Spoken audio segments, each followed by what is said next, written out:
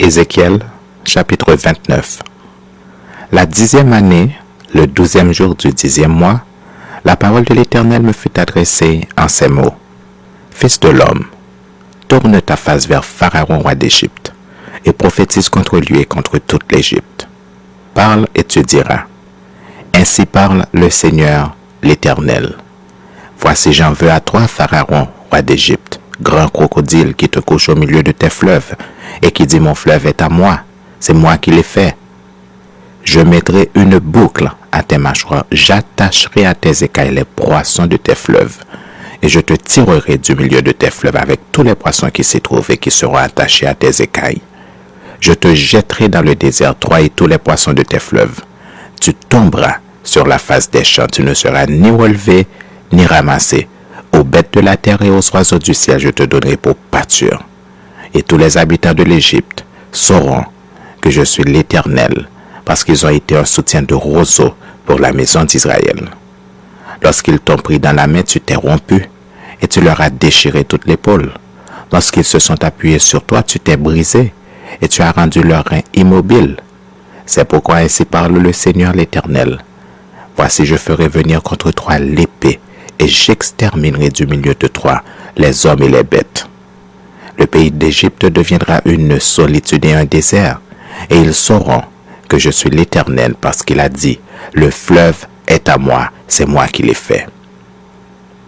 C'est pourquoi voici, j'en veux à toi et à tes fleuves, et je ferai du pays d'Égypte un désert et une solitude, depuis Migdol jusqu'à Cyrène et aux frontières de l'Éthiopie.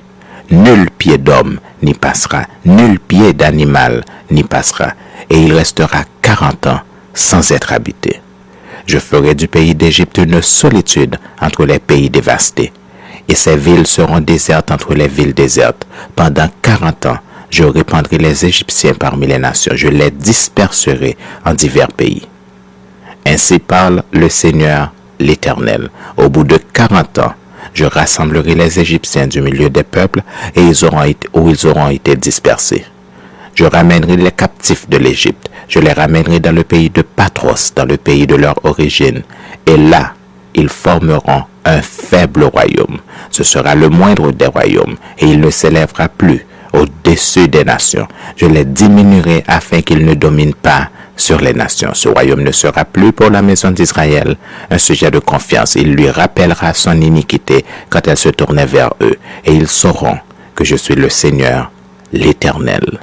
La 27e année, le premier jour du premier mois, la parole de l'Éternel me fut adressée en ces mots.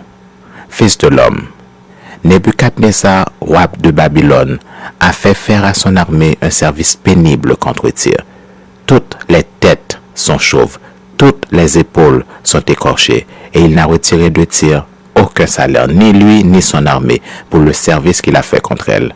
C'est pourquoi ainsi parle le Seigneur, l'Éternel. Voici, je donne à Nebuchadnezzar, roi de Babylone, le pays d'Égypte. Il en emportera les richesses, il en prendra les dépouilles, il en payera le butin. Ce sera un salaire pour son armée.